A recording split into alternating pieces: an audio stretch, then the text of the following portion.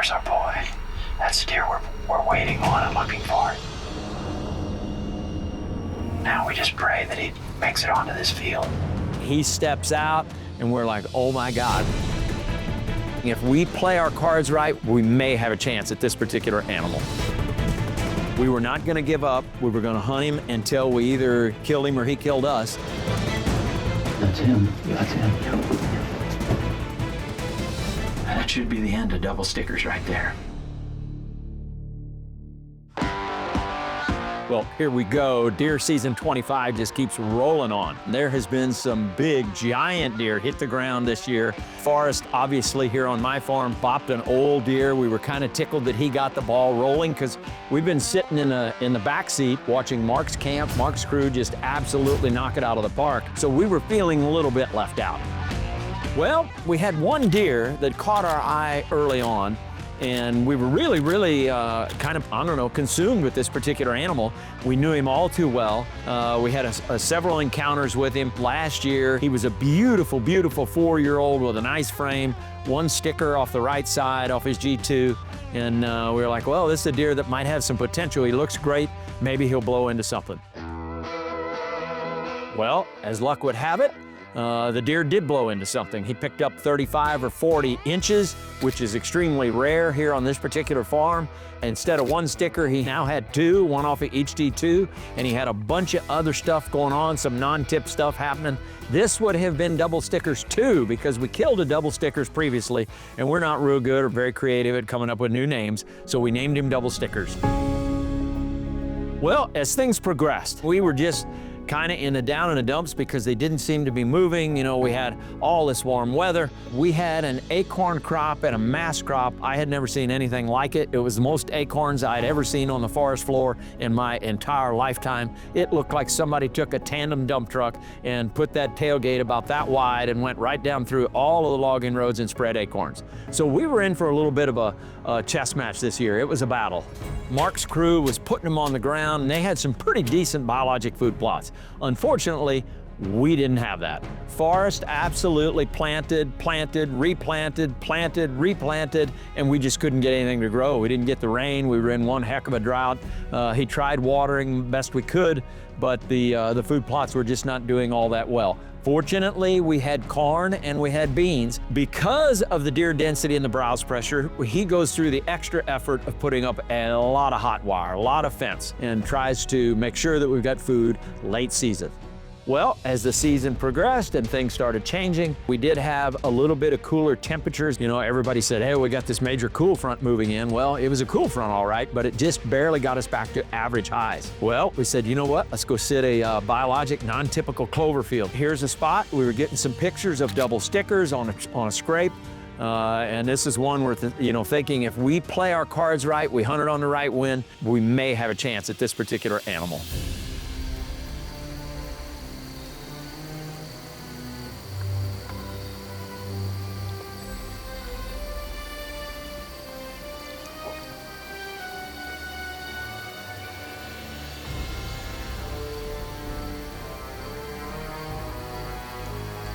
Well, he steps out, and we're like, oh my God, we can't believe that he's gonna maybe give us this opportunity.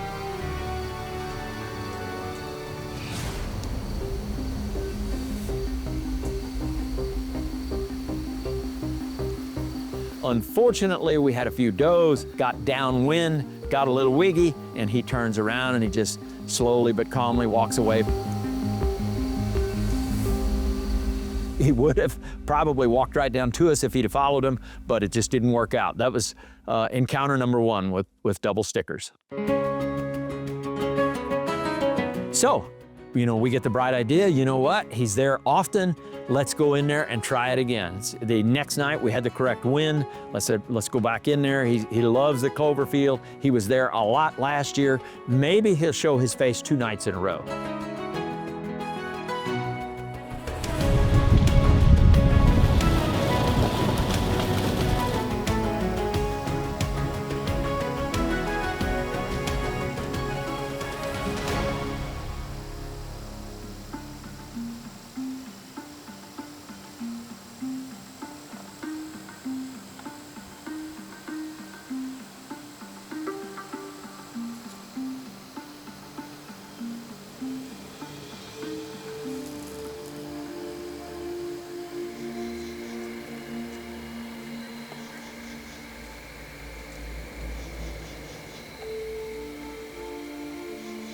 Well, he pops out again. You know, we're getting close to legal shooting hours. It's not there yet, but we've only got so much time where he can work his way in.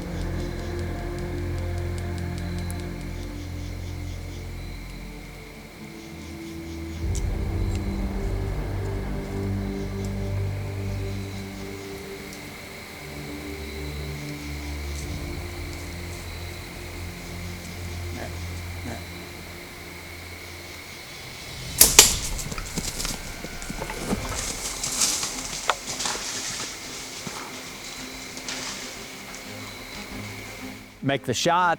He's right there in front of me, quartering away slightly. On this particular setup, the cameraman and the hunter are about 10 or 12 yards apart. His view is substantially different than mine.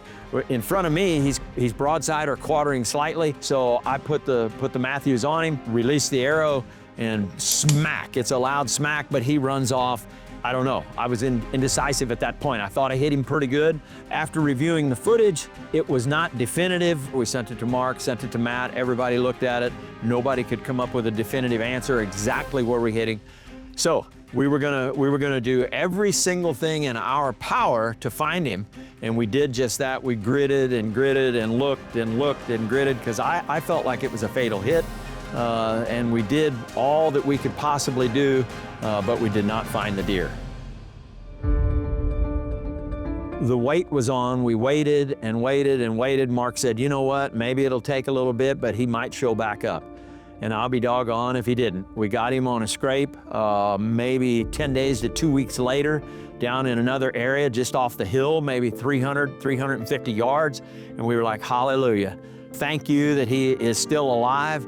And it just so happened we got a pretty good look at him. He had a tag in his front shoulder. I just pulled and did not put a good shot on him. So after we got to look at him down there in that particular camera, then the chess match started again. We were not gonna give up. We were gonna hunt him until we either killed him or he killed us. And we said, you know what? He's not moving very far. Let's go sit there. And by golly, we did just that. And sure enough, there's one little beam of sunlight shining through the timber, and lo and behold, there he is.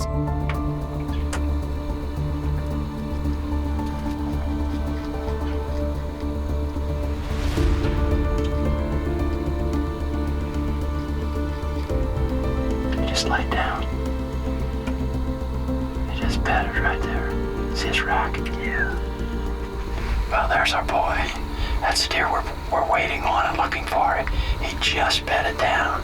So now we just pray that he makes it onto this field and gives us an opportunity.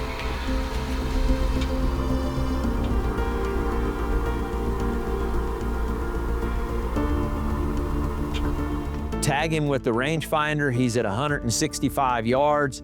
And then he works his way into 135 yards, and I'll be doggone, we have this 4-year-old that we call the bully.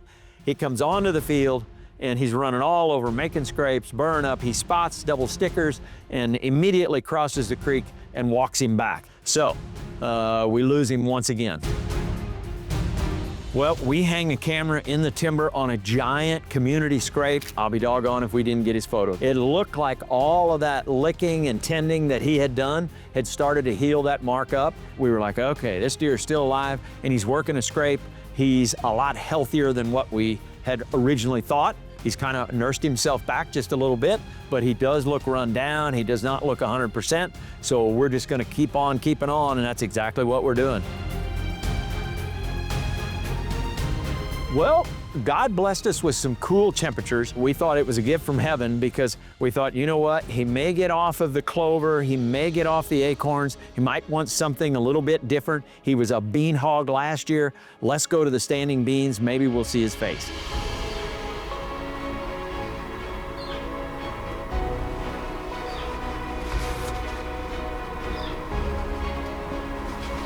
What time is it? It is first deer at 3:34.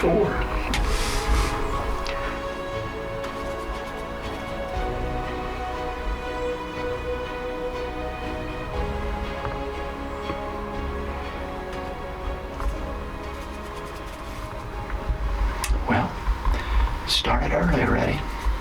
We got a rising moon at 2:40, I think, 2:41 today. So we came a little earlier than we usually do. Plus the weather conditions are superb. You know, the cloud cover's kind of cleared out, change in wind direction, just a little bit of sunshine on their back and cooler temperatures than what we had been having. So we've already got deer on the field, which is nice. Hopefully they'll all get up and move this evening. I love this rising moon this time of year. We rarely get it to where it coincides. This is a rare occasion, and we love it.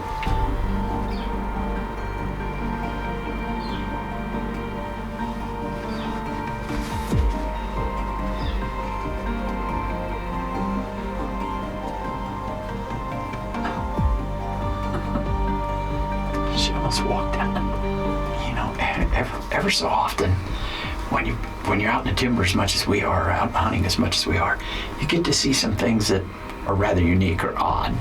That was odd. I've never ever seen a turkey jump up on a hay bale like that.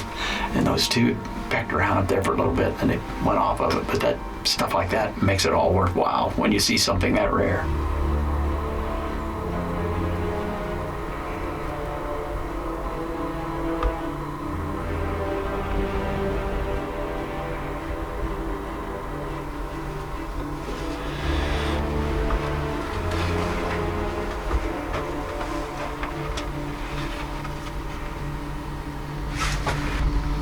Yep. Yeah.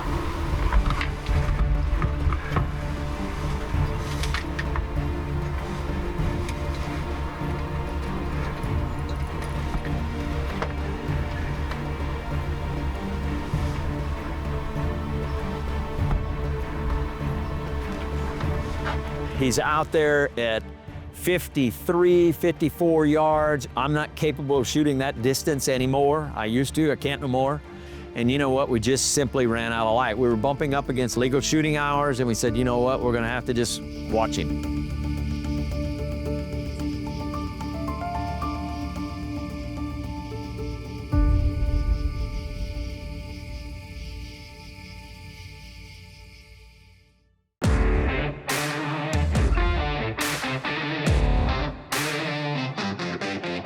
The fact that he was on those beans, check mark for us. We put that in the back of your mind and go, you know what, we continue with this right weather, maybe he'll show up there again. Boom, we go back to the beans. It was a no-brainer for us. This cold front is a blessing from heaven. Let's go sit the beans and maybe he'll show his face again. I made a conscious decision that I was gonna do whatever it took to get him on the ground, chose the mission, and said, you know what, if he's out there at 50, 55, 60 yards, I'm not capable of shooting that distance anymore with some really poor shoulders, and you got to be fair to the animal. So we're going to take the mission and see if we can at least get him on the ground.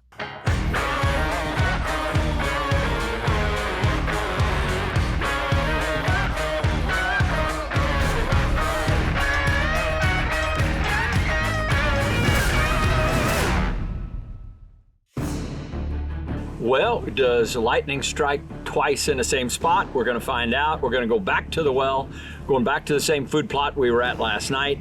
He came out, showed his face, he did what he was supposed to. We just ran out of legal shooting light. We're hoping that maybe he'll show his face again tonight there on the same bean field, and we're gonna be ready for him, be prepared. Hopefully, if the deer gods are shining down on us, we'll keep our fingers crossed, see if he shows up.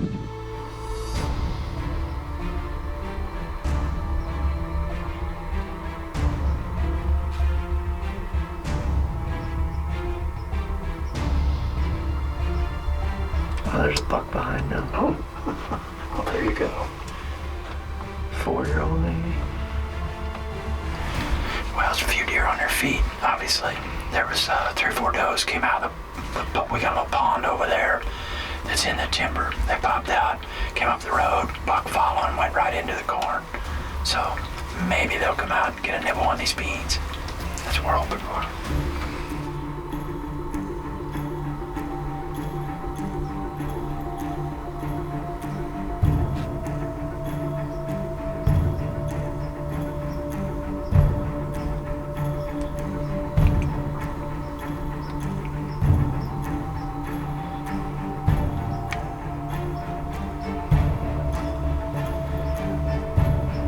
Gaggle of turkeys, mister.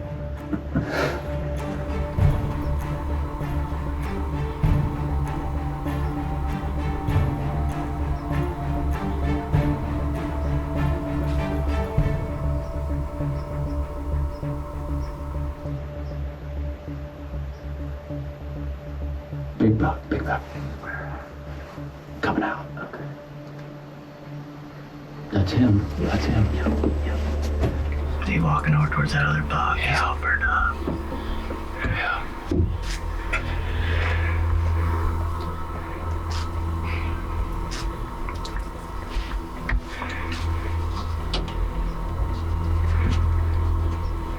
He's 66. 67.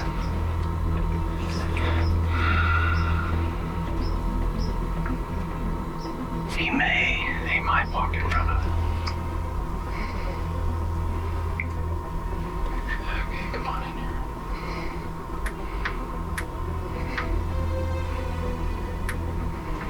It's 55 there. There you go, buddy.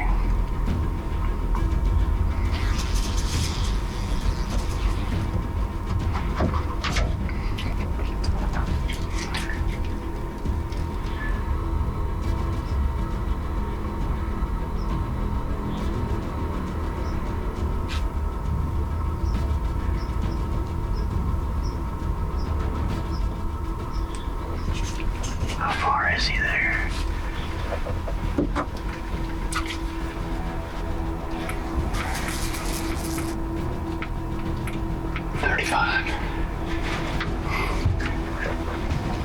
Boy, if you could open that for me, I could shoot him right there.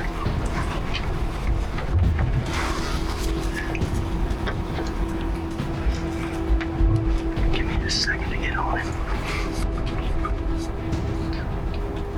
Okay, I'm on him.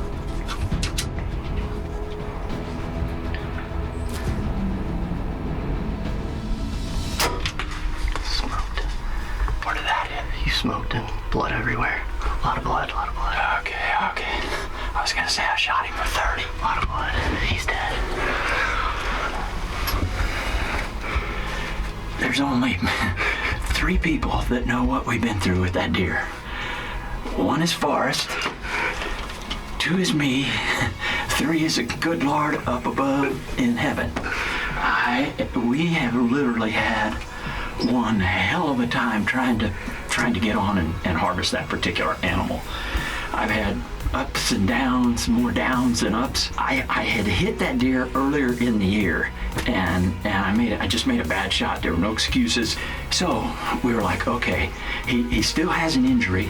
Let's try and now let's do whatever it takes to get him dead. Mark says it all the time. We're playing checkers, they're playing chess, and we've played hopscotch with him. Hopefully he is on the ground. Thank you, Lord above. The good Lord and my pop gave me one more chance. I wanted to kill him with a bow, obviously, and I could have probably there. He got to 30, and I could have, but I just wanted to get the animal simply because I don't want him to suffer. That should be the end of double stickers right there. I'm very, very grateful, very grateful. Hopefully he's laying not too far, but we're gonna get down and go wrap our hands around those antlers.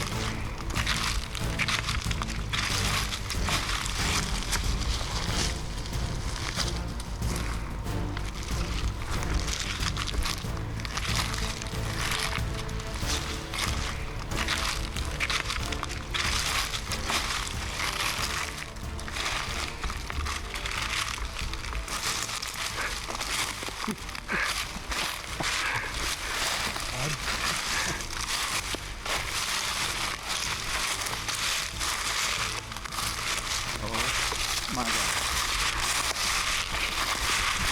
Look at this. Ooh. Holy moly. Good night, Irene.